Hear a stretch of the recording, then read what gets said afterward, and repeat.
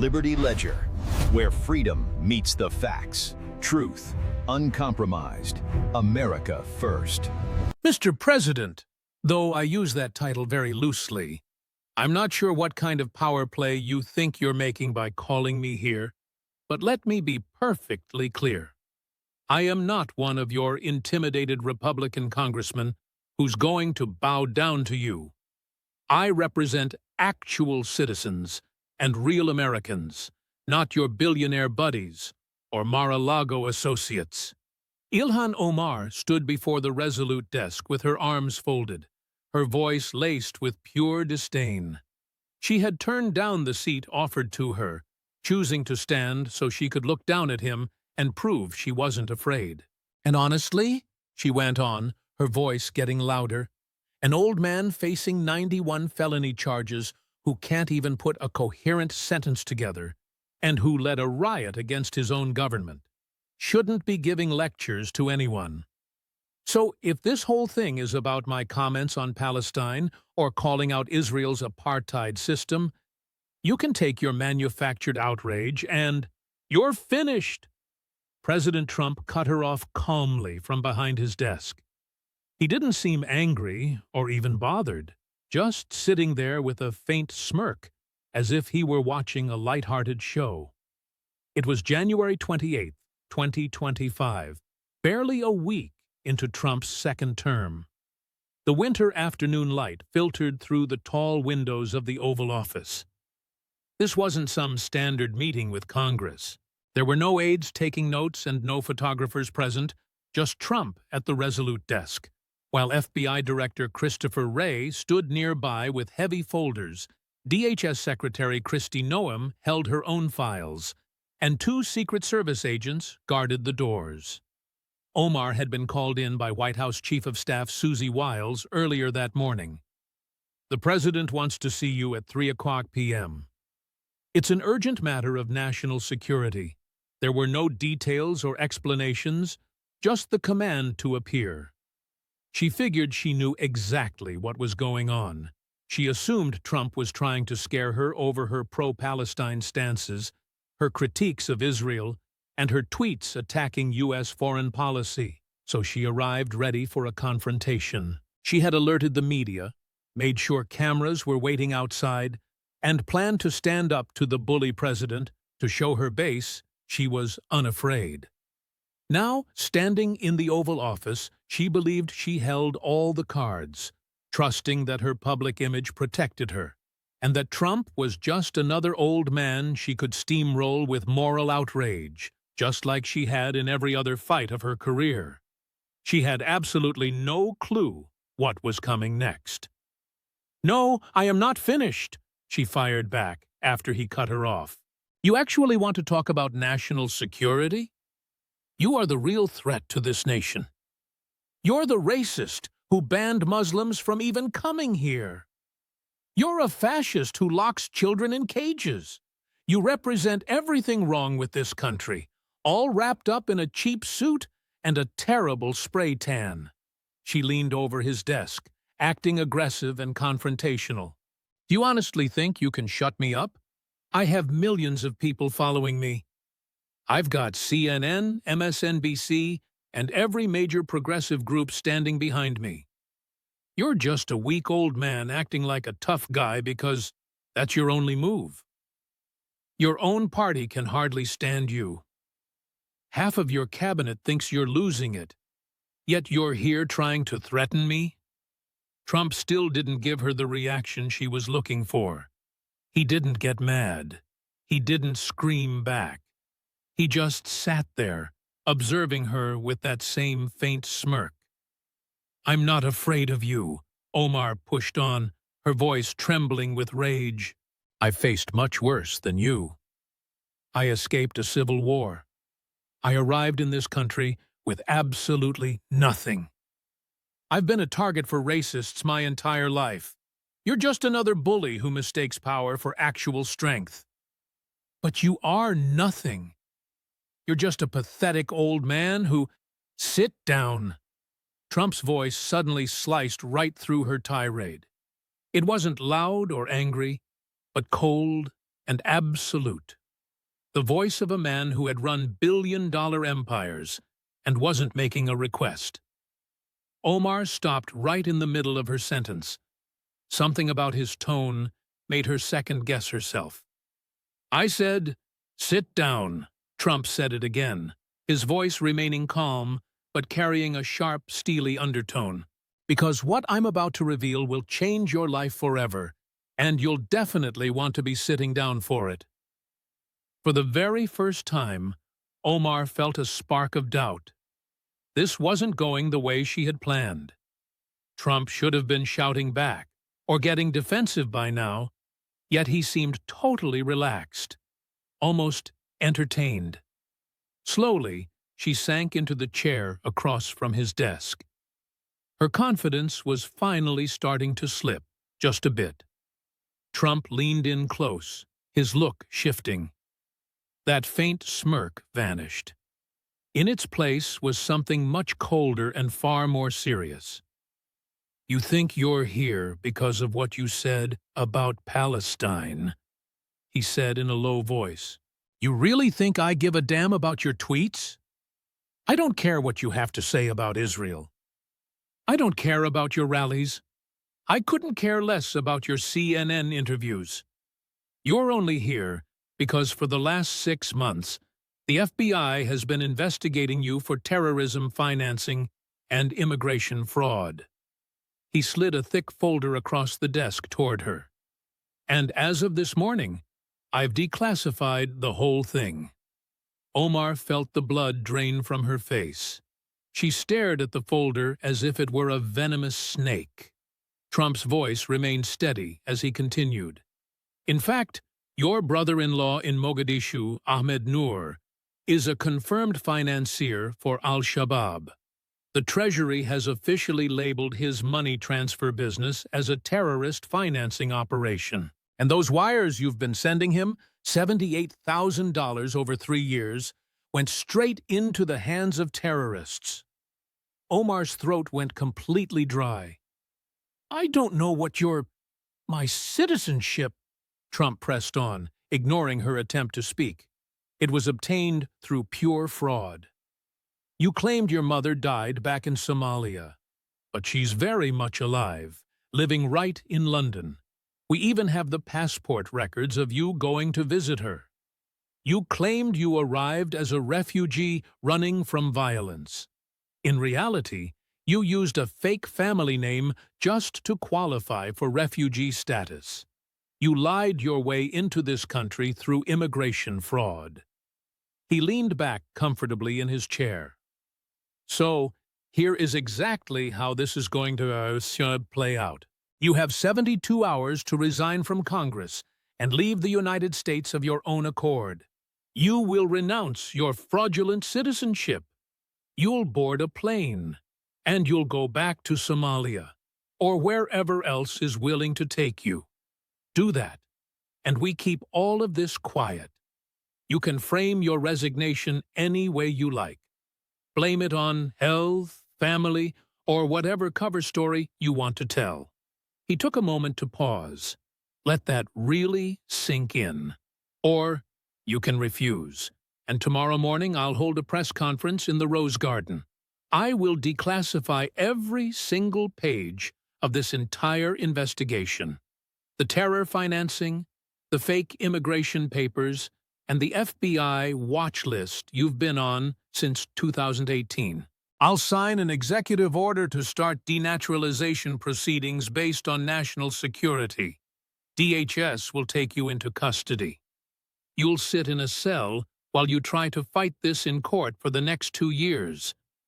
But you will lose, because the evidence against you is insurmountable. Your citizenship will be revoked, and then you'll be deported to Somalia on live television with the whole world watching." Trump's voice dropped to a low whisper. "We can do this the easy way or the hard way. It's your call. You've got 72 hours. Omar sat there, completely paralyzed. None of this felt real.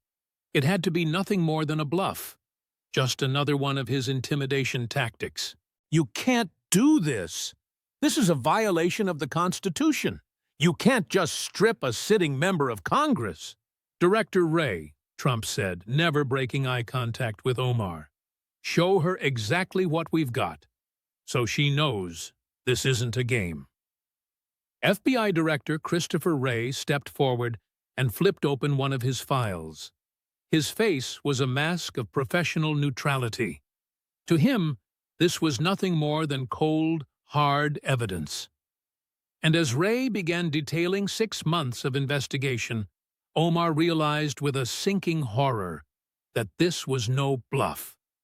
This was happening, and her entire life was about to be torn apart.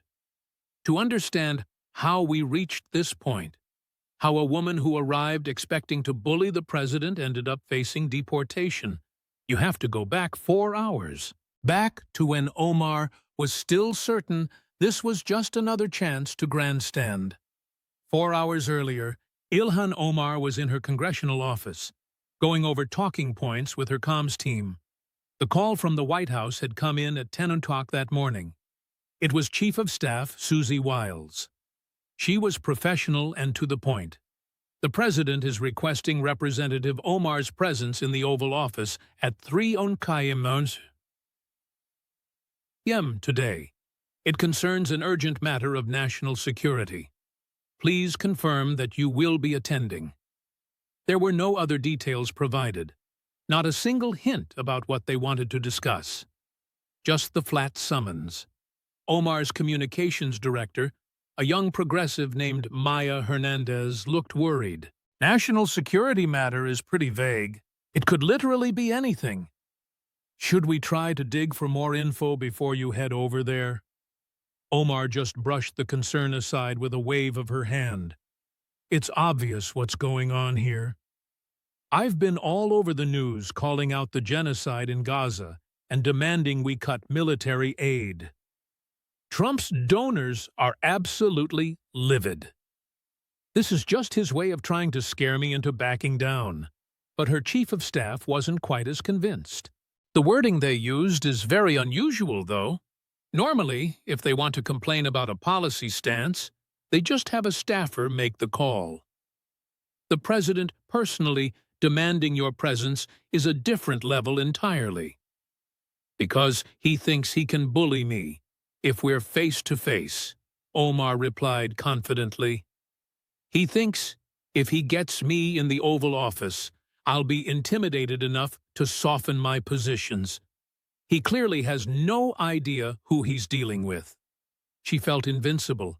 She had become one of the most famous faces in Congress, a key member of the squad, alongside AOC, Rashida Tlaib, and Ayanna Pressley, with 4 million followers and a permanent seat on MSNBC and CNN. She'd built her whole career as the fearless progressive who spoke truth to power and wasn't afraid of anyone. Trump had hit her repeatedly throughout his first term, tweeting that she ought to go back to Somalia and labeling her an anti-Semite. Conservative outlets had been fixated on her for years, but every single jab only served to make her more famous, more influential, and even more adored by her base. She'd managed to raise millions of dollars off the back of Trump's attacks. This time wouldn't be any different.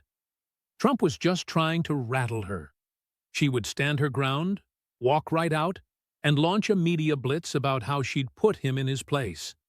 Her fans would love every second of it. More money would come in. More fame would follow. To her, this was a golden opportunity. Get our media contacts on the line, Omar told Maya. I want friendly reporters lined up and waiting outside the White House.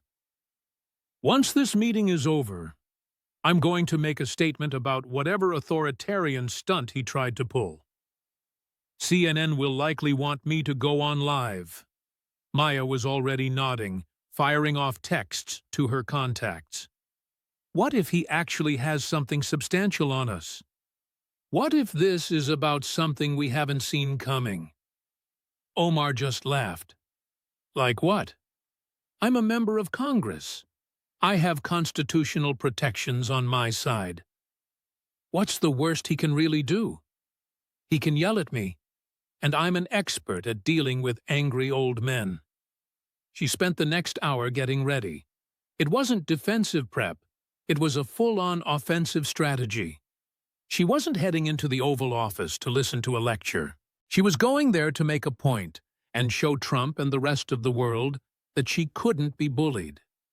She ran through lines in her head, picturing herself standing instead of sitting, planning how she'd cut him off if he started his usual rambling, and how she'd call out his racism and incompetence right to his face.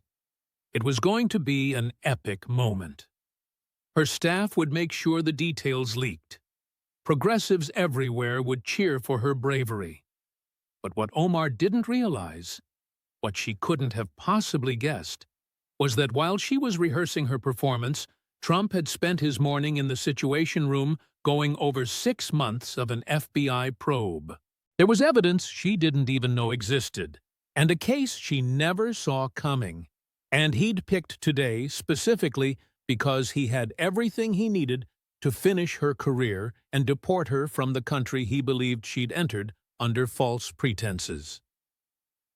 At 8 o'clock that morning, long before Omar's meeting, President Trump sat in the White House Situation Room with a small circle. FBI Director Christopher Wray, DHS Secretary Kristi Noem, NSA Director General Sarah Mitchell, White House Counsel Todd Blanche, and Chief of Staff Susie Wiles. The table in that secure room was piled high with classified folders, financial logs, and immigration records.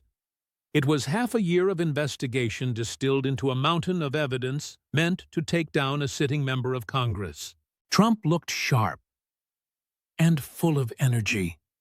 He'd been looking forward to this. All right, walk me through the whole thing. I want to know every single detail before she shows up this afternoon. FBI Director Wray opened the first folder with the calculated precision of a man who'd spent 3 decades building cases. We started this investigation 6 months ago when the Treasury Department flagged some suspicious wire transfers from Representative Omar to Somalia. The payments were broken up, $3,000 here, $5,000 there, always staying just under that $10,000 reporting limit. That's a major red flag for things like money laundering or funding terrorism. He pulled out the bank records. We followed the money. The person receiving it is Ahmed Nur Saeed, based in Mogadishu. He's Omar's brother-in-law, specifically her first husband's brother. Ahmed runs a Hawala money transfer network called Tawakkal Express. Hawala? Trump asked. It's an informal money transfer system popular in Somalia and across parts of the Middle East and Africa. Wray explained, it's based on trust and family ties, which makes it incredibly hard to track through normal banks, but we got court orders and worked with our sources in Somalia. The Treasury Department officially labeled Tawakkal Express as a terrorist funding entity back in 2023. Ahmed Nur Saeed is currently on the FBI's terrorism watch list. He laid out surveillance photos taken in Mogadishu. They showed a man in traditional Somali clothing standing outside a shop with flaking paint. This is Ahmed. And we have the proof, intercepts, informant tips, and financial tracking, that he funnels cash from Tawakkal to al-Shabaab operatives all over southern Somalia. Trump looked closely at the pictures and asked, so Omar is the one sending him money? A total of $78,000 over the last 3 years, Wray confirmed. That's 17 different wire transfers, all set up to bypass reporting rules. We've managed to trace at least $34,000 of that cash directly to people on terrorism watch lists. Specifically, accounts tied to known al-Shabaab commanders and facilitators. He presented a flow chart illustrating how the money moved. Omar sends the money to Ahmed. Ahmed funnels it through the Tawakkal network. From there, it's spread out to several different people. and some of those people are designated terrorists. It's not a straight line. She might try to say she had no idea what Ahmed was doing with the cash, but the pattern here is impossible to ignore. And she's definitely smart enough to know exactly what her brother-in-law is up to. DHS Secretary Kristi Noem moved on to the next section, her voice tight with barely contained rage. While the terror financing is a major issue, it's the immigration fraud that actually gives us the legal grounds to revoke her citizenship. Her entire life in America is built on a foundation of lies. She then opened up immigration files that reached back several decades. Representative Omar's official story says she arrived in the U.S. back in 1992 as a refugee running from the Somali Civil War. It claims her mother passed away in Somalia when she was just a little girl.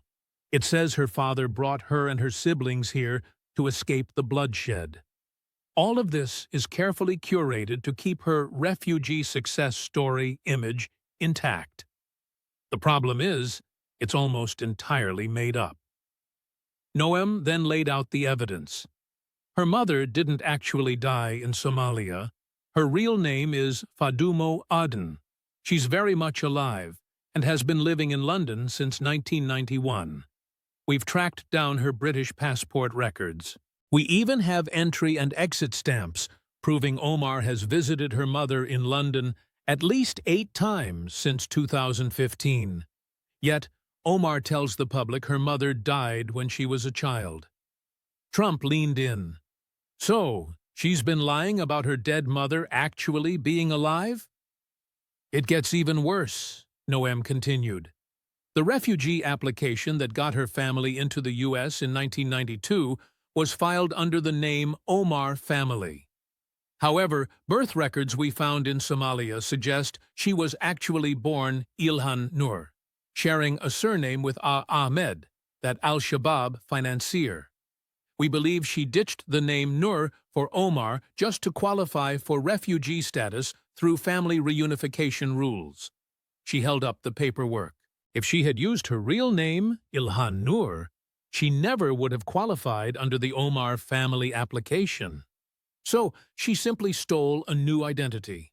That is textbook immigration fraud. It's the very fraud that let her enter this country and eventually become a U.S. citizen. Can we actually prove that? White House counsel Todd Blanche cut in, noting that birth records from a Somali civil war aren't exactly what you'd call ironclad. We're looking at multiple sources, Noem shot back. There's a birth certificate from 1982 that lists her as Ilhan Nur. We found school records from a Kenyan refugee camp using that same name. We have testimony from people who actually knew the family. But here is the real smoking gun. It's her marriage records. She pulled out another stack of documents. Omar married Ahmed Hersi in an Islamic ceremony back in 2002. They had 2 kids together. But then, in 2009, she married a man named Ahmed Nur Saeed Elmi in a legal civil ceremony. DNA evidence from Somali sources suggests that Elmi is actually her biological brother. It looks like she married her own brother just to help him get his immigration status. Then, she divorced Elmi in 2017 and legally married Hersi in 2018. Trump looked sickened. She married her brother? We can't prove it 100% without a DNA test here, which we know she'd refuse, Noem admitted. She nodded. But the case is incredibly strong. They share the same family name, the same tribal roots, and we have sources confirming they are brother and sister. The timing of the marriage fits perfectly with his need for a green card. Then, as soon as he had his papers, she divorced him. It's a textbook immigration fraud scheme. NSA Director Mitchell added yet another layer to the case. We've also been tracking her communications under a FISA warrant. She's constantly in touch with Somali government officials and people linked to the Muslim Brotherhood. From a counterintelligence standpoint, some of these contacts are a major red flag. She showed the transcripts. We have recorded calls where she's discussing U.S. policy with Somali ministers, seemingly coordinating their moves, and even referring to Somalia as we, while calling America they. While nothing there is explicitly illegal, the pattern makes it clear her real loyalty lies with Somalia and Islamic political movements, not the United States. Trump took it all in. 6 months of digging had uncovered terror financing, immigration fraud, fake marriages, and foreign ties suggesting a split loyalty. It was a lot to process. White House counsel Blanche then laid out the legal game plan. We have 3 ways we can play this. First, we could go after a criminal prosecution for the terror financing and the immigration fraud. But that would take years. We'd have to convince a D.C. jury, and she'd be out on the streets the whole time she's fighting it. Option 2 is to push the House to expel her, but that requires a 2/3 vote. And even with this evidence, it's unlikely we'd get enough Democrats to jump on board. The third option is denaturalization. Walk me through that, Trump said. Blanche replied, if we can show that citizenship was gained through fraud or hiding the truth, we can take it away. Blanche continued his explanation. It's all under Section 340 of the Immigration and Nationality Act. We'd file a civil complaint in federal court. We present the proof that she lied on her applications about her name, her family, and her entire history. If a judge rules that the fraud was a key part of her getting citizenship, it can be stripped. How much time are we talking about? If she fights us every step of the way, it could take 2 years, Blanche admitted. But here's the real strategy. We give her a choice. Step down from Congress and leave the country of your own accord within 72 hours. She can make up whatever excuse she wants. Health issues, family matters, or returning home to contribute. Somalia. We won't file any criminal charges. We won't move to revoke her citizenship. Everything stays completely quiet. But if she refuses, then we're going to hit the panic button. A massive press conference to announce the full investigation. We'll declassify just enough to show the public she's an immigration fraud and a financier of terrorism. We'll initiate the proceedings to strip her of her naturalized status. She'll try to fight it, but she's going to lose. The evidence we have is just too overwhelming. And while the legal battle drags on, she'll be radioactive. Not a single Democrat will dare to stand by her. She'll eventually lose in a court of law. Her citizenship will be officially revoked. She'll become an illegal alien subject to immediate deportation. ICE will take her into custody and ship her straight back to Somalia. Trump let out a slow, deliberate smile. I'm a fan of that plan. The choice is hers, but one way or another, she's finished. Darius added a note on the political strategy. If she goes quietly, we avoid a total media circus. No one can accuse us of targeting Muslims or immigrants. She simply vanishes from the public eye. If she decides to fight, it becomes a massive news cycle, but we have the proof to back it up. Either outcome works for us. Trump reached his final decision. Schedule the meeting for 3 o'clock sharp. Don't give her a single hint about what it's about. Let her walk through the door thinking she's here to lecture me about Palestine or something. Let her feel like she's in a position of power. Then I'm going to lay out her options. And I want to watch the look on her face when she realizes her career is over. At 2:30, Omar's motorcade pulled up to the White House.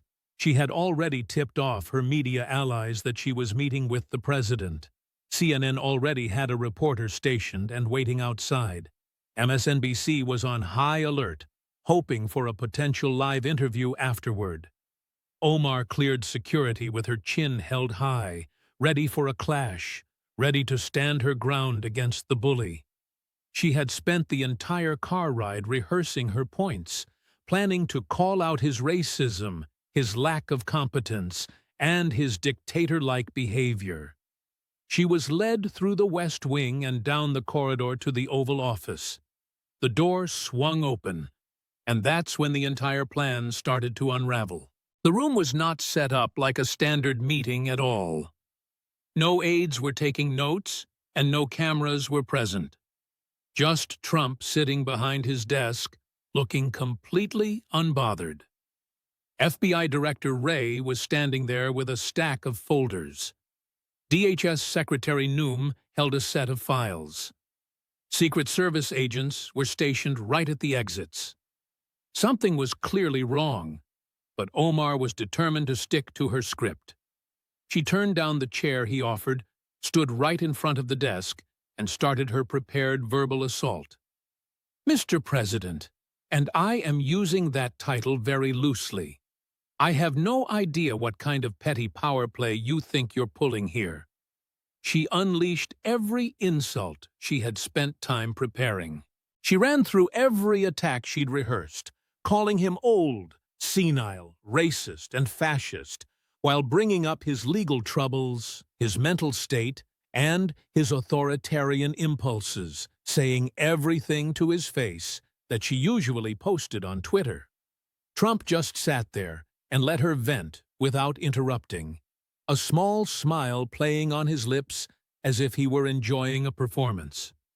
When she finally finished, breathing heavily and feeling in command, he asked a single question. "Are you finished?"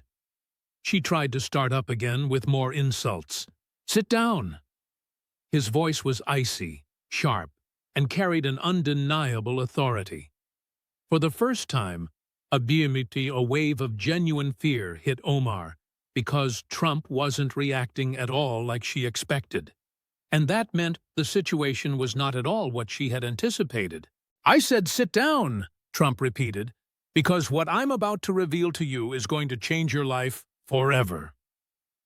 Slowly, she took a seat, her bravado completely draining away. "You thought you were here to talk about Palestine?" Trump asked in a low tone. "I couldn't care less about what you tweet.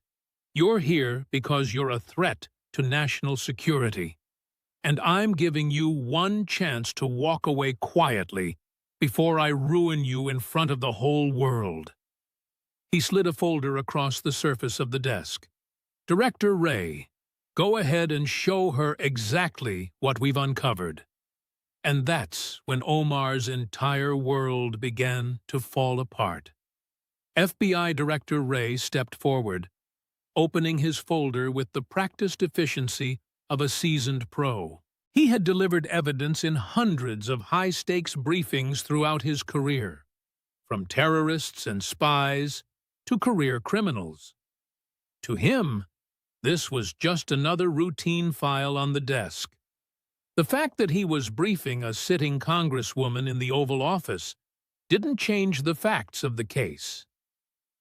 "Congresswoman Omar," he started, his voice remaining flat and strictly professional. "For the last 6 months, the FBI has been running a counterterrorism probe into financial dealings between you and people identified as terrorism supporters. Let me show you exactly what we've found." He pulled out the financial logs and spread them on the desk where she could see them, showing bank statements with specific transfers highlighted, official wire transfer receipts, each one meticulously recorded. Starting back in January 2022, you began making regular wire transfers to a person in Mogadishu, Somalia, named Ahmed Noor Saeed, your brother-in-law. Each of these transfers was kept just under $10,000 to bypass federal currency reporting laws. You sent $3,000 here, $5,000 there, then $4,000.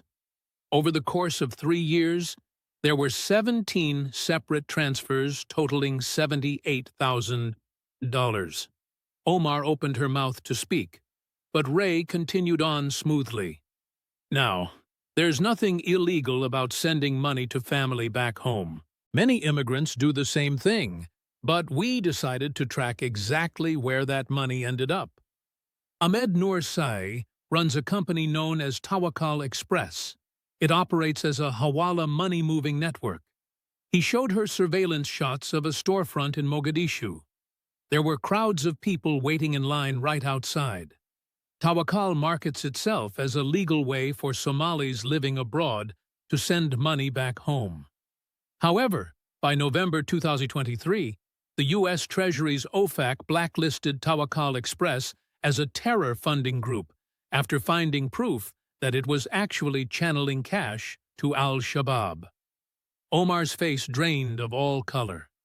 I had no clue Ahmed Noor Sa was on the FBI's terror watch list, Ray remarked, while revealing the top-secret documents. We've intercepted his messages to high-ranking Al-Shabaab leaders. We have statements from informants detailing his specific part in the group's money-laundering web. Our surveillance caught him red-handed meeting with known terrorists. He then broke down the paper trail. We followed your payments directly through Tawakkal's ledger. That $78,000 you wired didn't just sit with Ahmed. It was on the move. We managed to track at least $34,000 of it into accounts owned by people on terror lists, Al-Shabaab middlemen, arms buyers, and those fighting the Somali government and African Union troops. He then produced pictures of some of these guys. There were men dressed in combat gear holding heavy weapons. These are the exact people who got the cash that started with your wire transfers. This guy, Abdullahi Hassan, is a notorious Al-Shabaab commander out of the lower Shabelle region. He took in $8,000 that we linked all the way back to your March 2023 payment. This other man, Muhammad Abdi, happens to be an expert in explosives. He pocketed $6,000 that originated from your transfer in August 2023. Omar looked like she was about to vomit. I was just trying to support my family. I had absolutely no clue what Ahmed was really doing with that money. You sit on the House Foreign Affairs Committee, Ray stated coldly. You get regular top-secret briefings on Al-Shabaab and the terror-funding networks across East Africa. You were even briefed specifically on how Hawala systems are used to fund terrorists. You either knew, or definitely should have known, exactly what was going on. He laid out even more proof. We have your phone records, too. You had 17 different conversations with Ahmed during that same 3-year window. They always happened right before or right after you sent a wire. In 4 of those calls, you guys talked about the political landscape and security in Somalia. Intel that would be gold for Al-Shabaab's planning. I was only checking in on my relatives, Omar claimed in a shaky voice. During a March 2023 call, you tipped Ahmed off that U.S. military aid for the African Union was being cut. That info was highly classified back then. You had just heard it in a Foreign Affairs Committee briefing only 2 days before. You handed that secret to a person on a terror watch list. Ray shut that part of the file. The law on supporting terrorism says providing any kind of help, including cash, to designated terrorists counts, even if you didn't specifically mean to fund terror.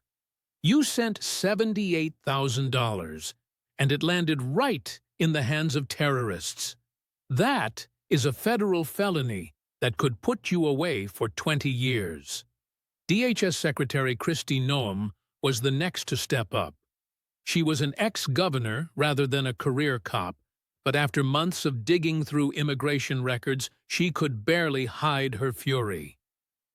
Congresswoman, she started, her voice sounding strained, your whole life here in the U.S. is built on a lie. Your refugee papers, your asylum requests, and your citizenship application, every bit of it is fraudulent. She cracked open the immigration files. The papers inside were old and yellowed. These were applications dating all the way back to the 90s. Your official story claims you arrived in America in 1992 as a refugee running from the civil war in Somalia. You were only 8 years old at the time. You've always said your mother passed away in Somalia when you were a child. You claim your father brought you and your siblings to the States to get away from the fighting. You've repeated that tale hundreds of times. It's your whole origin story. The little refugee who grew up to be a congresswoman. Noem then pulled out a specific document. This is a British passport record from 1991 for a woman named Fadumo Aden. That's your mother, the one you said died in Somalia back in the 80s. Omar's eyes nearly popped out of her head. That's not. Your mother is very much alive, Congresswoman. She has been living in London since 1991. We have 32 years of proof, including passport renewals, electric bills, health records, and even logs of you going to see her. Noam then showed the travel logs. You took trips to London in 2015, 16, 17, 19, 21, 22, and 23, and 2024. During all 8 visits, security cameras at Heathrow caught your face, and your phone's GPS data places you right at your mother's house in East London. She then spread out photos, shots from airport security showing Omar, and maps of London with her phone's location data pinned on them. You've spent years visiting a mother you claim died back when you were just a kid. That is straight-up fraud. You lied about a dead parent just to build your refugee narrative. I never actually said she passed away. Omar attempted to defend herself. I just said I was raised without her. Noam cut her off, pulling up her own words from a CNN interview back in 2019. I lost my mother in Somalia at a very young age. A Time magazine piece from 2020. My mother died while the Civil War was raging. A speech at a refugee advocacy event in 2021. You've repeatedly claimed to be someone who lost her mother to the violence in Somalia, and it's a total lie. She shifted the focus to the next issue, but that is only one lie. The even bigger fraud is your actual name. Your application for refugee status was filed under the name Omar, but you weren't actually born into the Omar family. You were born Ilhan Noor. She held up the birth records. Here is a 1982 birth certificate from Somalia. It lists Ilhan Noor, daughter of Noor Sahed Ibrahim, not an Omar. You used a fake family name just to qualify for refugee status through family reunification provisions. That's textbook identity fraud. Birth records from a war-torn Somalia are hardly reliable. Omar's voice started to tremble, but now we have the proof to back it up. Yum said, we have school records from the Dab camp in Kenya listing you as Ilhan Nora. We have witnesses from Somalia who knew your family by that name, and even worse, we have your marriage records. She pulled out the marriage certificates. Back in 2002, you married Ahmed Hersi in an Islamic ceremony and had 2 kids with him. Then, in 2009, you legally married Ahmed Noursed Elme in a civil ceremony in Minnesota. He has the exact same last name as your birth name. We have evidence that suggests Elme is actually your biological brother. You married your own brother to commit immigration fraud and get him legal status.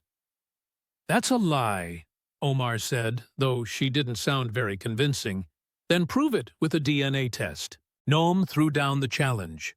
We'll compare your DNA to Ahmed Elme's right now. If there's no relation, the whole theory falls apart. If you are siblings, then you definitely committed marriage fraud. Omar stayed silent. You divorced Elma in 2017. Noam went on. Right after he got his citizenship, You turned around and legally married Hersey in 2018. It's a classic case of immigration fraud.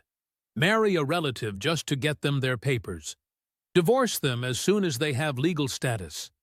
Then go right back to your actual spouse. She piled up all the paperwork. A fake identity on a refugee application. Lying about your mother being deceased. A fraudulent marriage to your own brother. Every single part of your immigration history is a fraud. That means you obtained your citizenship illegally. And illegal citizenship is something that can be revoked. NSA Director General Sarah Mitchell then presented the communication intercepts. As a career signals intelligence officer, she had spent 30 years intercepting enemy messages. Presenting intercepts of a sitting congresswoman felt bizarre, but the evidence spoke for itself. We've been tracking your communications under a FISA warrant since June 2025, Mitchell said bluntly. The warrant was granted because of probable cause that you were threatening national security, and what we discovered confirms those exact suspicions. She displayed the call logs.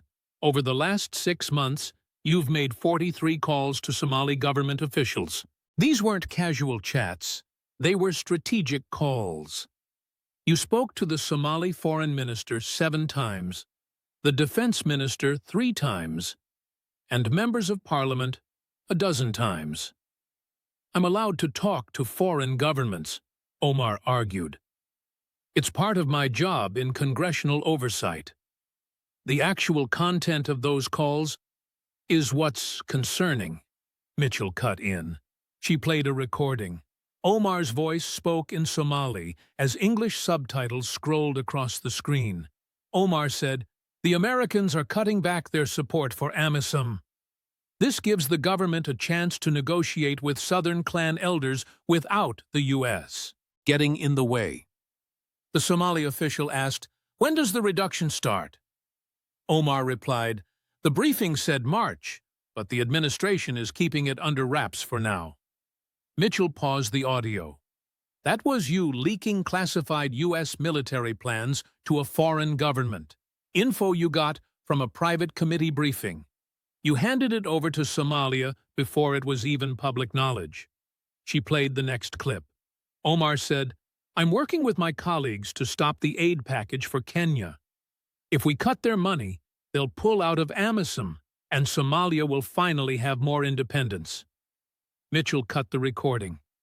"You're talking about sabotaging a U.S. ally's military operation, not for America's sake, but to give Somalia more power." Another clip played. Omar said, "We are in this together. I represent the Somali people here in Congress. Their interests are my own." Mitchell stared right at Omar. "You don't represent the people of Somalia. You represent Minnesota's 5th District. You're a U.S. Congresswoman, not a representative for the Somali government. Yet, throughout these calls, you consistently referred to Somalia as we and America as they." She presented even more intercepted communications. You've also been in contact with individuals linked to the Muslim Brotherhood. There were 3 calls with Mohammed Badi, an Egyptian national in Qatar with Brotherhood ties.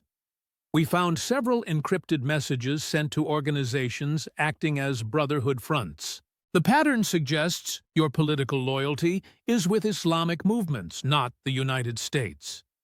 "This is nothing but Islamophobic profiling," Omar said desperately. "You're targeting me just because I'm Muslim. We're investigating you because you fund terrorists and leak classified data to foreign governments," Mitchell replied coldly. "Your religion is irrelevant here. Your actions are the only thing that matters." White House counsel Todd Blanche stepped forward to lay out the legal framework. He had been a federal prosecutor before moving to private practice and eventually the White House. He knew exactly how to explain complex legal procedures in simple terms. "Congresswoman Omar, let me walk you through the legal trouble you're in Under Section 340 of the Immigration and Nationality Act, citizenship obtained through fraud or material misrepresentation can be revoked. The standard here is civil, meaning we only need a preponderance of evidence, not proof beyond a reasonable doubt. He pointed to the statute. We will file a denaturalization complaint in federal district court. We'll present evidence that you lied on your applications about your name, your family, and your background. This is the evidence Secretary Noom just showed you. If the judge finds that the fraud was material to obtaining citizenship, your naturalization is cancelled. "I'll fight this in court," Omar said, trying to sound tough while looking visibly shaken. "You're going to lose," Blanche said bluntly. "We have documentary evidence of the fraud. We have birth certificates showing a completely different name. We have proof your mother was alive when you claimed she had died. There are marriage records suggesting fraud and phone logs showing you visiting her in London. The evidence against you is overwhelming." He pulled out a list of legal precedents. Here is Maslin-Jack v. United States from 2017. It was a Supreme Court ruling on stripping citizenship. The court held that material fraud in immigration proceedings is grounds for revocation. Then there's United States v. OD from 2015. A woman's citizenship was revoked for immigration fraud. The defendant fought it for 2 years. She lost. She was deported. "Once your citizenship is gone," he continued, "you become a deportable alien. ICE will take you into custody immediately. You'll be detained while the deportation process plays out. Given Somalia's cooperation, you'd be sent back there within 90 days. Omar's hands were shaking. "You can't deport a sitting member of Congress." "You won't be a member of Congress anymore," Blanche said. "Once these charges go public, you'll be forced to resign or face expulsion. The House isn't going to keep a member facing denaturalization for terrorism financing and immigration fraud. You'll be out within a week." He showed her the timeline. "Here's exactly how it plays out if you choose to fight this. Tomorrow, the president holds a press conference, announces the investigation, and declassifies enough evidence to prove you're a terrorist financier and a fraud. The media will go absolutely wild. Your Democratic colleagues will distance themselves from you immediately. They simply cannot defend terrorism financing. Within 48 hours, the House will vote to expel you.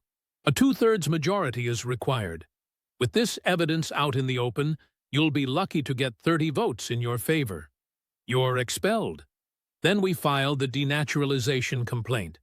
You try to fight it. It takes 18 months to 2 years. But you lose. The evidence is just too strong.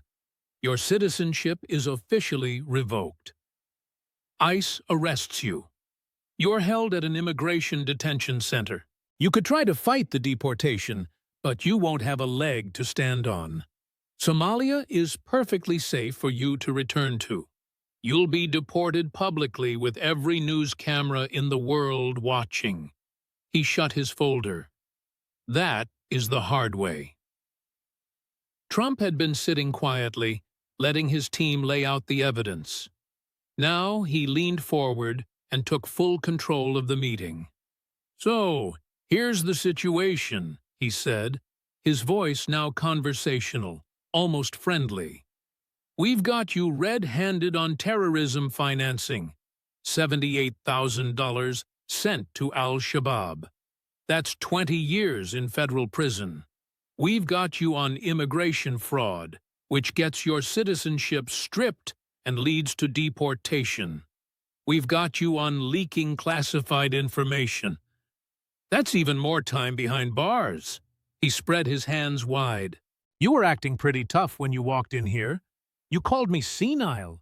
You said I couldn't even put a sentence together. You called me weak and pathetic.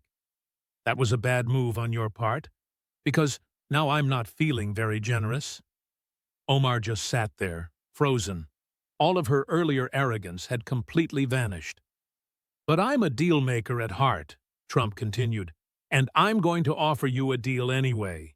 Not because I like you, but because I don't want to spend the next 2 years dealing with this media circus. So here is the offer. It's a one-time deal. Take it or leave it." He began counting points off on his fingers. "You resign from Congress today, effective immediately. You hold a press conference tomorrow. You'll claim you're stepping down for health reasons, family issues, or to focus on humanitarian work in Somalia. Whatever cover story you choose, you must renounce your U.S. citizenship. You depart the country within 72 hours. You head to Somalia or London to be with your living mother, or wherever else will take you. You never set foot here again. Do that, and we won't prosecute. We won't move forward with denaturalization. We won't hold a press conference to expose any of this. Everything remains completely quiet. You get to stay in control of your own narrative. You simply fade away. Maybe you'll find a place in Somali politics where it's clear you've wanted to be all along." He leaned back in his chair. "Or, you can tell me to go to hell. You can walk out of here thinking you actually have a chance to fight this. And at 10 o'clock a.m. tomorrow, I'll stand in the Rose Garden with Director Ray, Secretary Nielsen, and every bit of this evidence. We will make it all public, every single piece of it. The terror financing, the immigration fraud, the proof your mother is alive, the marriage to your brother, all of it. The media will go into a frenzy. Your colleagues will abandon you instantly. You'll be expelled from Congress within a week. We'll file for denaturalization. You'll be fighting the case from a detention center for the next 2 years. You will lose. You'll be deported regardless of what you do. But instead of a quiet exit, you'll leave in handcuffs on a deportation flight with the cameras rolling. The entire world will watch Ilhan Omar, the great progressive icon, get deported for immigration fraud and funding terrorists." Trump's voice dropped to a near whisper. "The easy way or the hard way, it's your choice. But one way or another, you are leaving. The only question is whether you control the exit, or I do." He glanced down at his watch. "It's 3:45 now. You have until noon this Friday. That gives you 72 hours. If you resign by Friday at noon and book a flight out, we never speak of this again. If you don't, I'm calling that press conference." "What's it going to be?" Omar's response was barely audible. "This is completely unconstitutional. You cannot force a member of Congress out." "I'm not forcing anything," Trump replied. "I'm giving you a choice. Leave quietly or leave in total disgrace. But you're going because you committed fraud to get here, and you've been bankrolling terrorists ever since. You don't belong in Congress. You don't even belong in this country." He stood up, signaling that the meeting was over. 72 hours.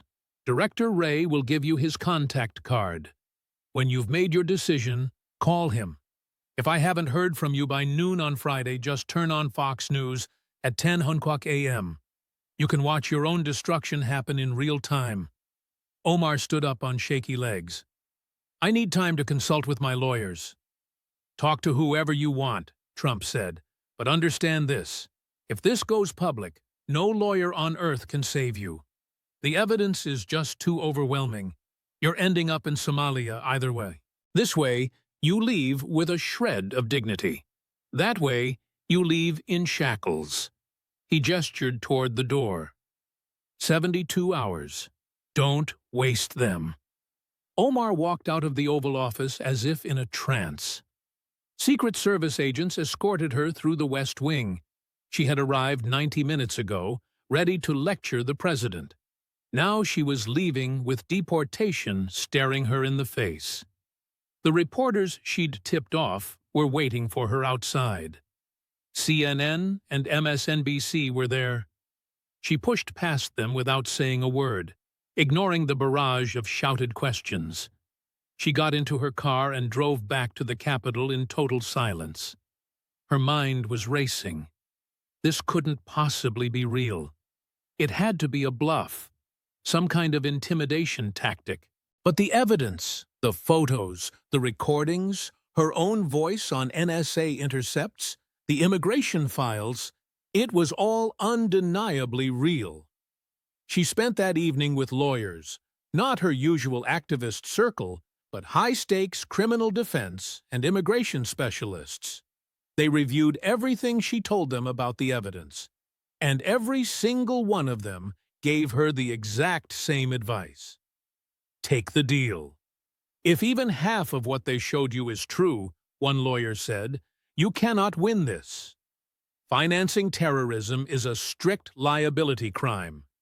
It doesn't matter if you never intended to support them. You sent money to someone on the watch list. That money went to terrorists. You are guilty. That's 20 years in prison. Then there's the immigration fraud. Another attorney added, that is grounds for immediate denaturalization. If you lied on your applications or used a fake name, your citizenship can be revoked. We could fight it, but with the evidence you've described, we would lose. And there is no way you stay in Congress through this. A third lawyer chimed in, the moment this goes public, the pressure for your expulsion will be unstoppable. The Democrats won't defend you. They simply can't. Not for terror financing and immigration fraud. You'll be radioactive. But Omar couldn't bring herself to accept it. She couldn't stomach the fact that Trump had actually beaten her. It's hard to believe she walked into the Oval Office feeling powerful, only to walk out facing deportation. She spent Wednesday in total denial, refusing to resign or call Director Wray, convincing herself this would all blow over and that Trump was just bluffing. By Thursday, panic set in as she called lawyer after lawyer, only to receive the exact same advice. Accept the deal. Walk away quietly. Putting up a fight would only make things worse. Late Thursday night, she drafted a resignation letter and stared at it for hours, unable to bring herself to sign it. At 9:00 a.m. Friday morning, her phone finally rang. It was FBI Director Wray, telling the Congresswoman that the clock had hit 9:00. She had exactly 3 hours. He warned her that the president was ready to hold a press conference at noon, unless he heard she had officially resigned. He told her he needed an answer right now. I need more time, Omar pleaded. You've had 72 hours already. What's your decision? There was nothing but silence on the line. Finally, she snapped, I'm not resigning. This is unconstitutional, and I'm going to fight it. Understood, Wray replied. He noted that the press conference would begin exactly at noon. He then advised her not to make any statements until she saw the evidence they were about to release. It's going to be much worse than you think.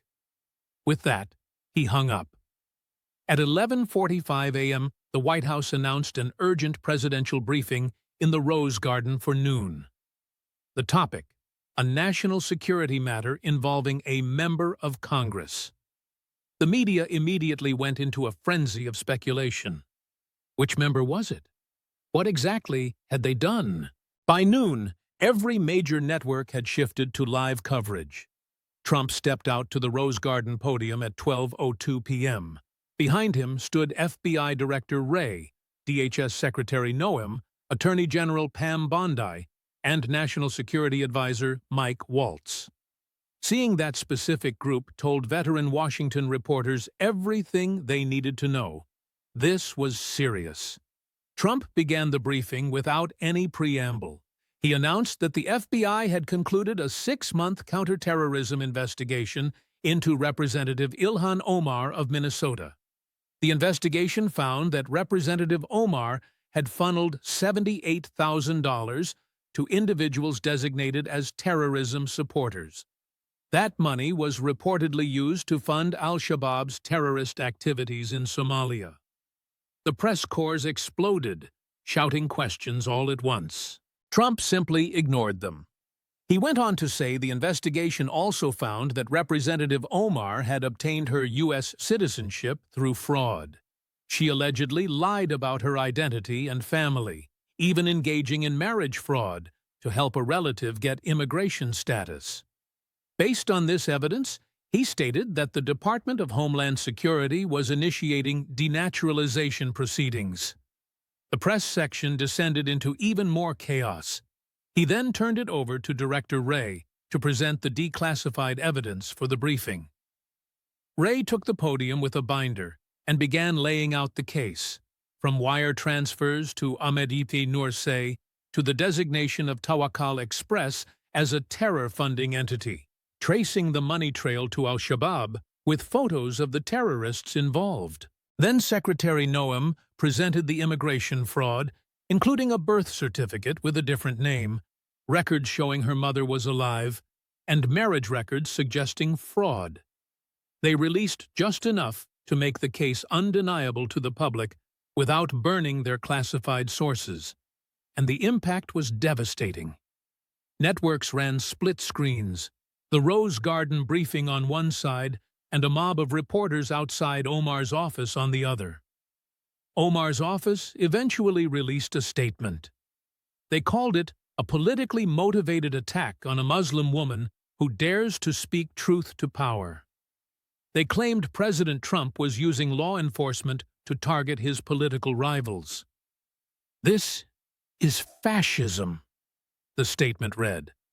However, the evidence was simply too overwhelming. Even the progressive media found it impossible to fully defend her. While Trump certainly had political motives, the bank records themselves were real. The terror watch list entries were real. The immigration documents were very much real. Within hours, the Democratic leadership began issuing very cautious statements. Speaker Hakeem Jeffries spoke up. He called the allegations serious and insisted they be fully investigated.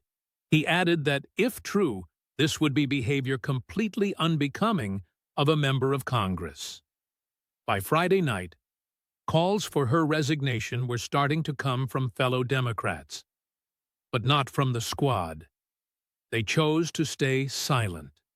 Moderate Democrats in swing districts, however, couldn't afford to be seen defending someone tied to terrorism financing. On Saturday morning, the House Ethics Committee announced an emergency investigation. By that afternoon, articles for her expulsion had already been drafted. On Sunday, Omar appeared on MSNBC and maintained her innocence, claiming the evidence was faked and the whole thing was a political witch hunt. But she appeared rattled and defensive. Nothing like the bold firebrand who had entered the Oval Office 3 days prior. By Monday, the formal denaturalization complaint was filed in D.C. federal court, United States versus Ilhan Omar. The complaint spelled out every detail of the alleged fraud. It included exhibits like the birth certificate, marriage records, and the original immigration applications filled with lies. Omar's legal team filed an urgent motion to dismiss, claiming the whole case was just a political hit job. However, the judge, an Obama appointee, shot the motion down. He ruled that political motives don't cancel out a trial if the evidence of fraud is actually legit. The court decided to judge the evidence based strictly on its own merits. By Tuesday, the House was officially voting on whether to kick her out. When the dust settled, the final tally was 289 to 143. Surprisingly, 86 Democrats crossed the aisle to join every single Republican. And just like that, Ilhan Omar was expelled from Congress. She made history as only the 6th member ever ousted and the very first for immigration fraud and funding terrorism. On Wednesday, ICE stepped in and filed a formal detainer. The plan was simple. Once her citizenship was officially gone, she'd be taken straight into custody for deportation. Omar didn't go down without a fight, dragging out the denaturalization battle for 18 months. Her lawyers threw everything they had at the wall. They argued everything from political persecution to sketchy foreign documents and even technical glitches in the legal process. But in the end, nothing worked. The case against her was just too airtight. The judge eventually ruled that the weight of the evidence proved she'd lied on her entry papers, used a fake name, lied about her own mother, and committed marriage fraud. By August 2026, the judge made it official. Her citizenship was revoked. The very next day, ICE agents arrested her at her home in Minneapolis. She was moved to an immigration facility to wait for her flight out. She tried to appeal the decision. Every single one was shot down. Somalia eventually confirmed they would take her back as a deportee. So, in November 2026, Ilhan Omar was put on a plane headed straight for Mogadishu. The cameras caught everything. Her in handcuffs, being led onto the aircraft by ICE officers. She looked a world away from the confident congresswoman who'd been trashing the president just 2 years before. The engines roared to life. And just like that, America's most famous progressive lawmaker was gone. Omar touched down in Mogadishu in November 2026. This was the same country she once claimed to be fleeing as a desperate refugee. It was the same place she'd been sending money to while living the American dream, the very same nation she'd referred to as "we" in those caught-on-tape phone calls. But it turned out, Somalia didn't really want her either. The government there made it crystal clear she wasn't welcome in their politics or public life. To them, she was nothing more than an embarrassment. She was just a woman deported from the States for fraud and terror ties. She tried to start over by launching a small NGO and using her old fame to get ahead. But without her U.S. citizenship, her seat in Congress, or the media that used to worship her, she had become completely irrelevant. Even her mother in London wouldn't see her. She told the press she was deeply ashamed of what her daughter had done. Her kids stayed behind in America with her ex-husband, Ahmed Hirsi, who had divorced her and won full custody once the fraud was exposed. They even changed their last names, wanting absolutely nothing to do with her. 2 years after she was kicked out, a Reuters reporter found her living in a tiny apartment in Mogadishu, scraping by as an interpreter. There was no political power and no influence. She was just another person trying to make it in a tough country. When the reporter asked if she had any regrets, she finally spoke up. "I regret ever going to that meeting," Omar admitted. "I regret not taking the deal when I had the chance. I regret trying to fight it. I should have just walked away quietly." Then the reporter asked, "Do you regret the terrorism financing or the immigration fraud?" To that, she had no answer. Back home in the States, her deportation served as a massive political lesson and a stern warning. You're welcome to immigrate to America. You're welcome to become a citizen. You can even win a seat in Congress, but you cannot commit fraud to get here. You can't fund terrorists, and you certainly can't stay loyal to foreign governments. Eventually, the truth is going to catch up with you. Trump brought it up at a massive rally in Ohio in 2027. "I gave her two choices, total choices," he told the crowd. "The easy way or the hard way. Leave with a little bit of dignity or get exposed and deported in front of the whole world." She chose the hard way. Bad move. A very bad move. She thought she could just stand there and insult me. She thought she could threaten me. She really thought her friends in the media would bail her out. They didn't, because we had the receipts. Real, solid evidence. And look, evidence doesn't care about your feelings or how many Twitter followers you have. The crowd went wild. She's over in Somalia now? I bet she really wishes she'd taken my deal today. But she wanted to act tough. She thought she could go toe-to-toe with the President of the United States. Well, she found out. Some people just have to learn the hard way. The Ilhan Omar case set a massive new legal precedent. Immigration laws were tightened up across the board. Denaturalization cases involving fraud were fast-tracked. Even members of Congress started facing much tougher vetting for their foreign ties.